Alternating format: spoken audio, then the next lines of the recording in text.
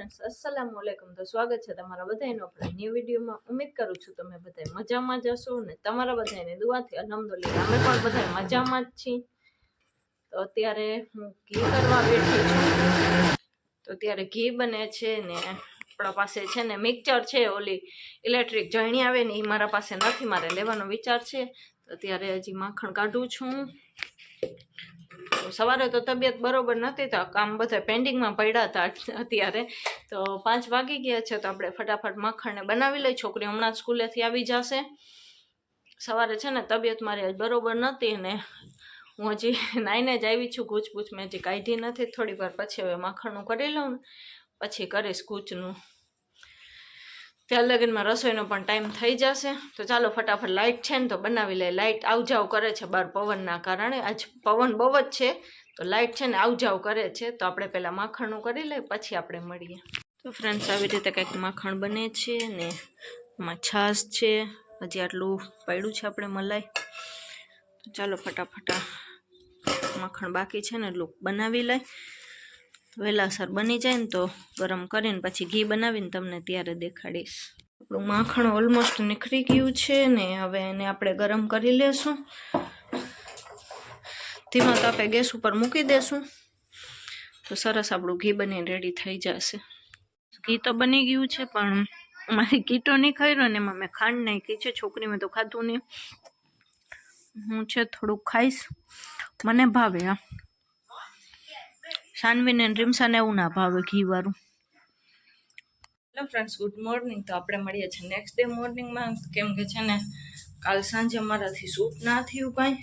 મારી તબિયત છે ને ખરાબ થઈ જાય છે બપોર પછી, બરોબર રહેતું જ નથી. તો અત્યારે થઈ ગઈ છું રેડી. છોકરી વહી ગઈ છે બે એના ટ્યુશને. હવે ટ્યુશનમાંથી આવીને પછી સ્કૂલે જશે. ત્યાર લગીને થોડીક વાર ઘરે રહેશે. એ મારા નણંદ પાસે રહેશે. એ અડધી કલાક રહેશે પછી અડધી કલાક પછી સ્કૂલે જશે. કેમ કે 10:30 વાગે એનો સ્કૂલનો ટાઈમ છે ને. સ્કૂલે ટ્યુશનમાંથી આવે છે 10 વાગે. તો અમે અત્યારે જ નીકળી જાય છે. અમે જાય છીએ હોસ્પિટલ, ખંભાળિયાની જનરલ હોસ્પિટલ છે ને એમાં બતાડતા આવી એકવાર. તો આપણે ગવર્મેન્ટ હોસ્પિટલના પણ સરકારી હોસ્પિટલના પણ કાગળિયા તૈયાર રાખવા પડે આવી હાલતમાં કે ક્યાં જવાનું થાય પછી ઓચિંતાનું અહીંયા જવાનું થાય ને તો આપણે કોઈ હાથ ના પકડે પછી.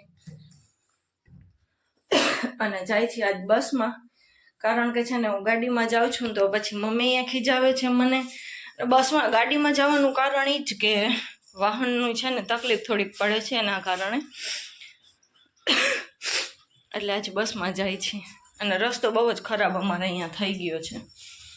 તો ચાલો આપણે વહેલાસર નીકળી જાય. ને આ સાથે ઘી કાલનું આપણે બનાવ્યું હતું, બતાવ્યું નથી. આપણું ઘી સરસ બની ગયું છે ને આ બરણીમાં રાખ્યું છે. 1/2 કિલો જેવું બન્યું. તો ચાલો હવે આપણે ફટાફટ જઈ આવી. હજુ બધા કાગળિયાને બધું રેડી કરીને રાખી દીધું છે. સ્વેટર પહેરવાનું છે બાકી હજી. ચાલો ફટાફટ નીકળી જાય. 9:15 થઈ ગયા છે. ફ્રેન્ડ્સ, આપણે ખંભાળિયા પહોંચી ગયા છીએ ને ગળદી તો થોડીક છે પણ હવે ક્યારે વારું આવે. આપણે હોસ્પિટલ પહોંચી ગયા છીએ. તો ફ્રેન્ડ્સ, લોહીના રિપોર્ટની વાટ જોઈને બેઠા છીએ. 2 વાગવા આવ્યા છે. હજી સોનોગ્રાફી બાકી છે. છોકરીઓને ઉપાધિ છે. છોકરીમાં આવી જશે ને તો એ ઉપાધિ છે ઘરે.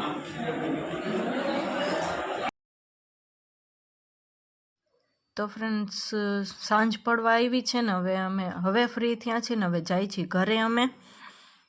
તો લીમડી લગીનનું વાહન જડી ગયું છે આપણે. તો લીમડી આપણે ઉતરીને પછી વેઇટ કરવો જોશે. બહુ મોડું થઈ ગયું છે ને રીમસા બપોરની ઘરે આવી ગઈ છે. તો ચાલો ફટાફટ ઘરે પહોંચીને પછી મળીએ. Hello friends, good morning. તો આપણે આજ બીજી મોર્નિંગ છે. કાલ છે ને મોર્નિંગમાં આપણે ગયા હતા ખંભાળિયાની જનરલ હોસ્પિટલે. કેમ કે આપણે જનરલ હોસ્પિટલમાં સરકારી હોસ્પિટલના કાગળિયા કરાવવા જરૂરી હોય. કેમ કે પછી આપણે કોઈ પ્રોબ્લેમ આવી જાય, અલ્લાહ ના કરે પણ કોઈ આપણે એવી રીતે પ્રોબ્લેમ આવી જાય તો આપણે જવું હોય ને તો વાંધો ના આવે. પછી લાસ્ટ ટાઈમે એન્ડ ટાઈમે આપણું છે ને કોઈ હાથ ના પકડે. તો તો આપણે એ પણ કરાવવા જરૂરી હતા, તો મેં 2 કરાવી લીધા છે. પ્રાઇવેટ હોસ્પિટલના છે ને સરકારી હોસ્પિટલના પણ છે. કોઈ કેસ એવું થઈ જાય, અલ્લાહ ના કરે, મને ખબર છે, પણ આપણે કરાવવું બધું ફરજિયાત છે. તો આપણે કાલ બધાય રિપોર્ટ થયા ને તો ઘરે આવતા આવતા કાલે આખો દિવસ એમને એમ ગયો. અમે ઘરેથી છે ને 9:15 વાગે નીકળ્યા હતા.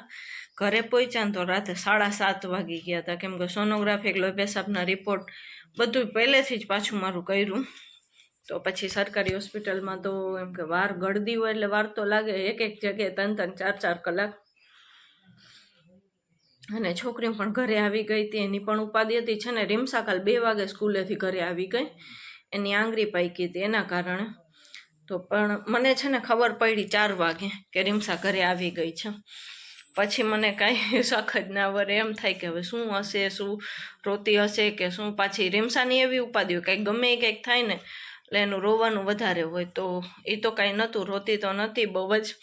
પછી અમે ઘરે આવ્યા ને પછી એ રોવાનું સ્ટાર્ટ કર્યું, કે મમ્મી પપ્પા આવ્યા ને પછી એને મજા આવી રોવાની. એમ કે પહેલાં કોઈ પાસે નથી રોતી, મારા કાકી સાસુ પાસે એના ઘરે હતી ને મારા નણંદ પાસે ને એના પાસે થોડી વાર બધાય પાસે હતી. અત્યારે તો એને સ્કૂલે નથી મોકલી, સિદ્ધાર્થની આંગળી એની પાકી ગઈ છે ને એના કારણે. તો અત્યારે લેસન કરે છે ને સાનવી ટ્યુશનમાં ગઈ છે.